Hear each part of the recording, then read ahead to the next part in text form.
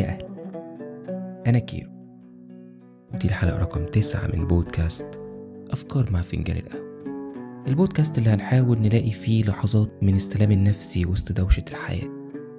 كل اللي مطلوب منك إنك تشرب قهوتك وتطبطب على روحك، وتيجي معايا في رحلة تكون فيها أنت صديق قهوتي المقرب.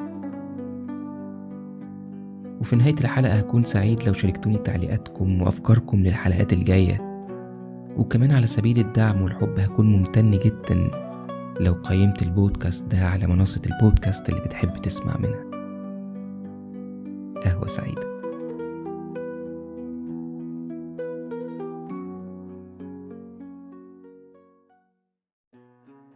في وقت ما في حياتنا كنا مصدقين إنه في حاجات ثابتة عمرها ما هتتغير. سنة 1999 طفل عمره لا يتعدى 12 سنة قاعد على سريره يوم الجمعة، كل ما يملكه في الحياة شريط كاسيت جديد لعمرو دياب ووكمان أحمر. عادته المحببة إنه يحط السماعات في ودنه ويروح مع الأغاني اللي بيحبها بخياله لعالم آخر.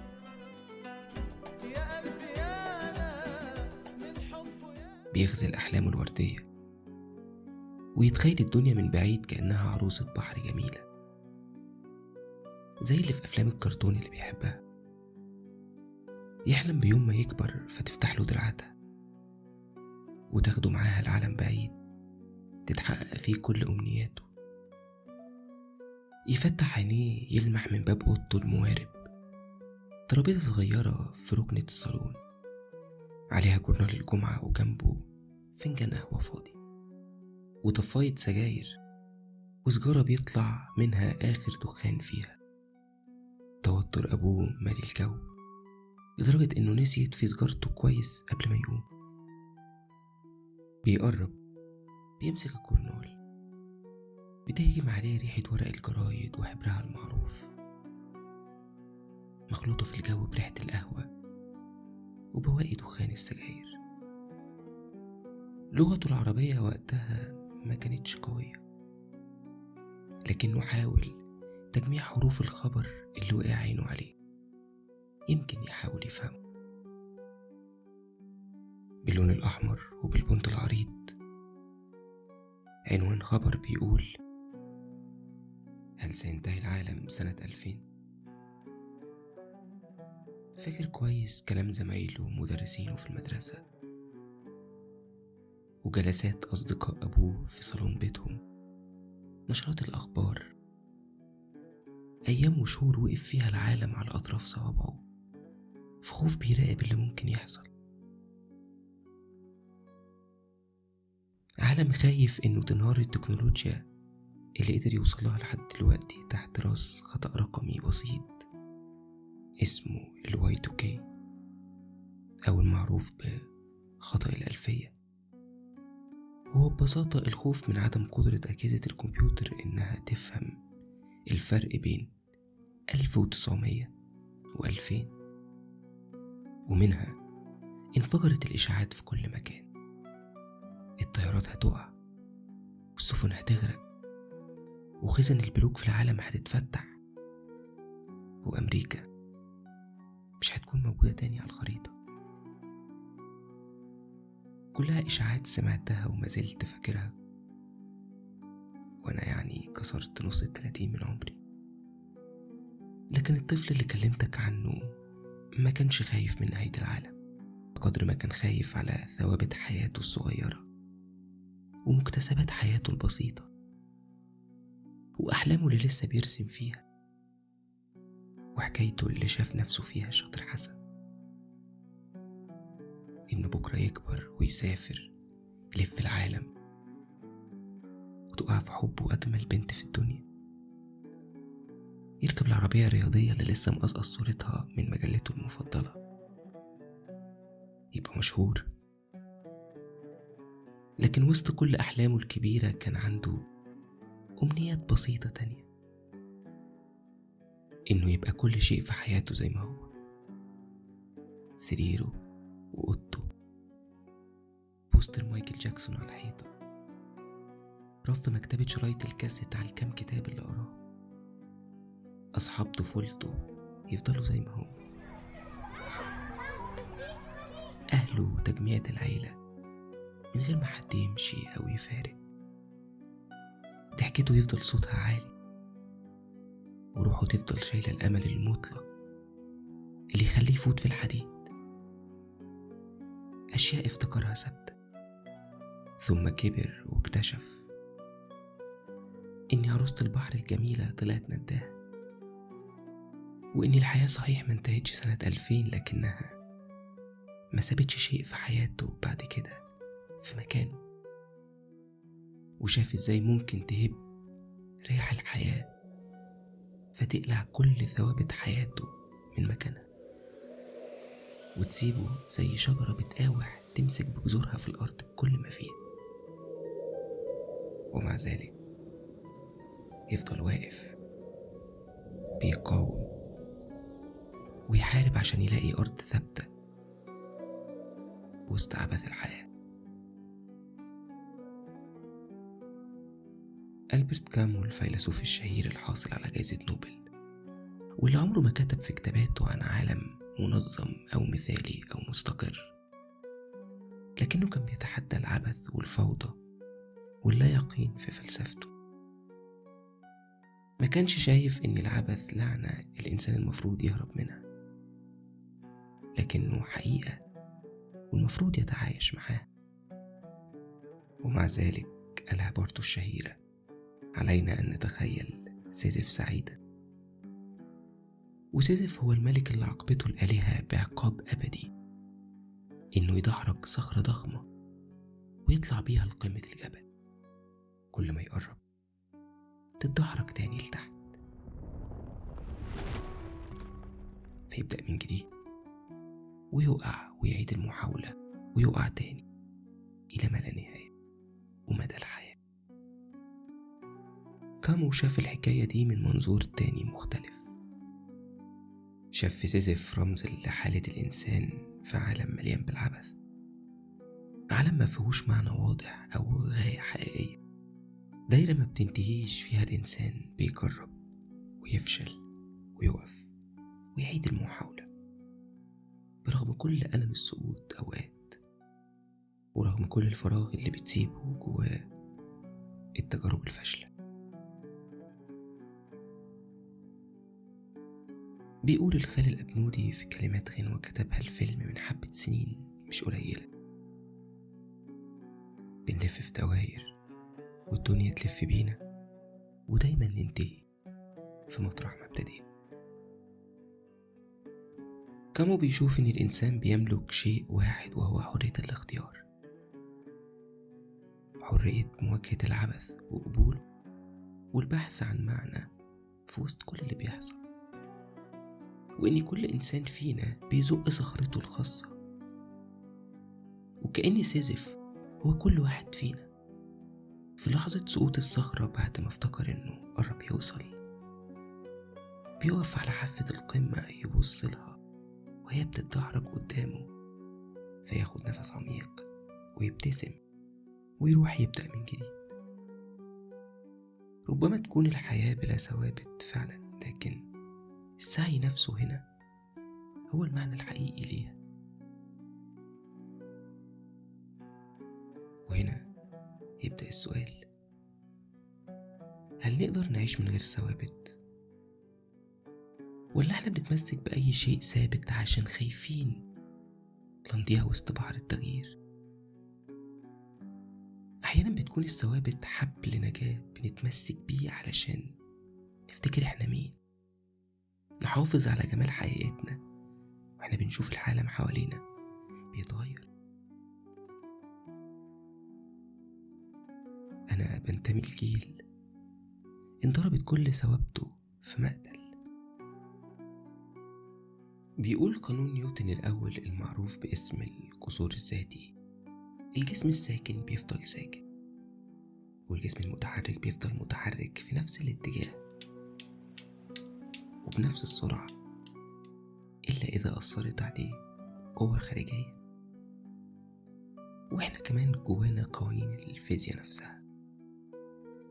عندك ثوابت نشأت عليها: عيلتك، تربيتك، مبادئك، إيمانك ببعض القيم، أو حتى فنجان قهوتك اللي بتحبه في ميعاد معين في ركنتك المفضلة. لكن في الواقع جوه منك حركة مستمرة، تفكيرك بيتغير، مشاعرك بتتبدل، وحتى الخوف والحب والرغبة كلها حاجات بتتغير وتتبدل مع الوقت. الشيء الثابت بيمنحنا الأمان، ولكن كل الأشياء المتحركة هي كمان اللي بتدينا شعور بالحياة. لكن أحيانا بيتحول الثابت إلى سجن، إلى روتين ممل وأيام شبه الأيام وسنين بتعيد بعضها، ويتحول أي تحرك بسيط في الحياة لشيء مخيف. وهنا، هل ثوابت حياتنا يا صديقي هي فعلا ثوابت، ولا احنا بس بنرتب الفوضى اللي حوالينا بطريقة تطمنا؟ في أجيال عاشت على ثوابت واضحة، وأجيال اتولدت في فوضى كاملة، لكن جيلي مواليد الثمانينات عاشوا في المساحة بينهم، كأن الزمن لعب معاهم لعبة شهيرة تسمى The Butterfly Effect أو تأثير الفراشة. وهي فكرة مذهلة بتشوف منها إزاي حادث صغير جدا ممكن يعمل تغيرات مخيفة مع مرور الوقت. هو مصطلح جاي من فرضية علمية بتقول إن رفرفة جناح فراشة في البرازيل ممكن تسبب إعصار في تكساس بعد أسابيع. فكل رفرفة صغيرة في طفولة جيل الثمانينات أدت إلى أعاصير كبيرة هزت ثوابت حياتهم في المستقبل. محمد الويتر صديقي في مكاني المفضل اللي باخد فيه قهوتي وأنا بكتب جالي يقنعني أجرب مشروب المكان الجديد، محاولة لإقناعي إني أبدل قهوتي المفضلة اللي باخدها كل يوم. قال لي جرب الماتشا ومش هتندم. وكانت نتيجة الإلحاح إني خنت القهوة ولو لمرة وجربت الماتشا. كانت ميكس ساقع مع عصير الفراولة، فما حسيتش بطعمها، لكن الحقيقة ما حبيتهاش. ومع ذلك يمكن اللي ضايقني ما كانش الطعم بقدر ما كنت حاسس إني بخون طقس يومي، عادة ياما ترتبط على قلبي، أو لحظة كانت بتخليني أهدى. كأنك بتسيب إنسانة شاركتك عمرك، مش بس بتحبها، دي شالتك في أيامك الصعبة وصبرت عليك وكانت موجودة كل ما احتجتها، وفجأة حد بيطلب منك تغيرها وتجرب حد تاني يمكن يعجبك. فطبقت جملة أخونا ويكس لما قال كنت على الثبات وهزتني، وسألت روحي سؤال كان لابد أواجه بيه نفسي: هل كانت مشكلتك مع الماتشا إنها مش على مزاجك،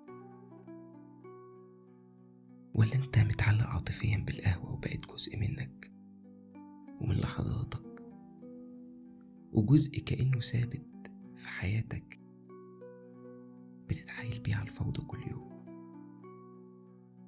إحنا صعب نعيش في عالم من الأحداث المنعدلة، لأن كل شيء حوالينا مترابط، وكل تفصيلة قد تبدو عادية هي في الحقيقة نقطة لبداية من سلسلة تغيرات لا يمكن التنبؤ بيها.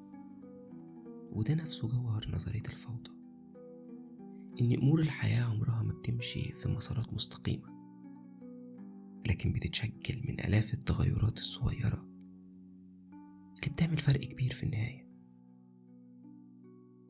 ورغم كده الجيل ده لسه شايل جواه دايما حنين للثبات، وفي نفس الوقت عنده مرونة مدهشة تجاه التغيير. وهنا تكمن عظمة جيل الثمانينات،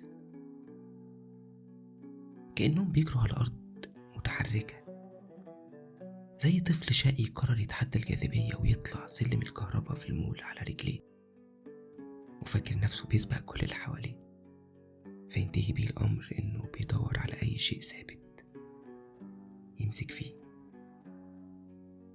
حتى لو أغنية قديمة من أيامه الحلوة، أو القهوة في ركنته المفضلة. احنا جيل بندور على أي حاجة نتسند عليها. عشان كده أنا بشوف إن جيل التمانينات عمره ما فقد ثوابته، لكن اتعلم مجبر ازاي يرتب الفوضى الجديدة حواليه فتحيلك برضه وكأنها ثابت. تخيل معايا صديقي إنك لسه في التسعينات،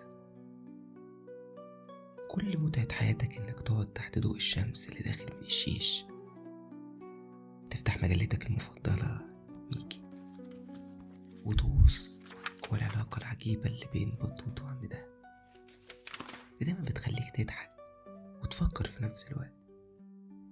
وتخيل معايا إنه في العدد ده بطوط قاعد بيقرأ الجورنال، وبيقرأ معاك أخبار من المستقبل كلها من خيال المؤلف.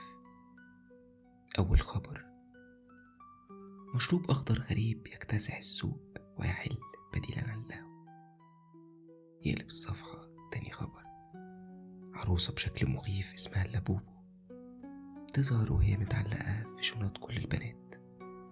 فتسأل نفسك، هل في فرق بينها وبين العروسة اللي بتفتح وتغمض واللي سببت الرعب لمعظم أطفال جيلنا؟ هل يا صديقي كنت هتصدق الأخبار دي؟ بلاش. تخيل إنك مراهق سنة 2001 خارج من السينما، ولسه متأثر انت وصحابك بفيلم السلم والتعبان، عايز تسهر في فرايدايز زيه، أو تدخل الجامعة وتجيب العربية لسيادة إبيزا اللي اتمنى نص شباب الألفية إنه يجيبها. أو يمكن كبنت أصبح حلمك إنه فتى أحلامك يحبك ويتوب على إيدك، أو يعملك بروبوزل عظيم على يافطة كبيرة قدام أصحابك مكتوب عليها آسف بحبك تتجوزيني. للاعتذار اخبطي دماغك في الحب.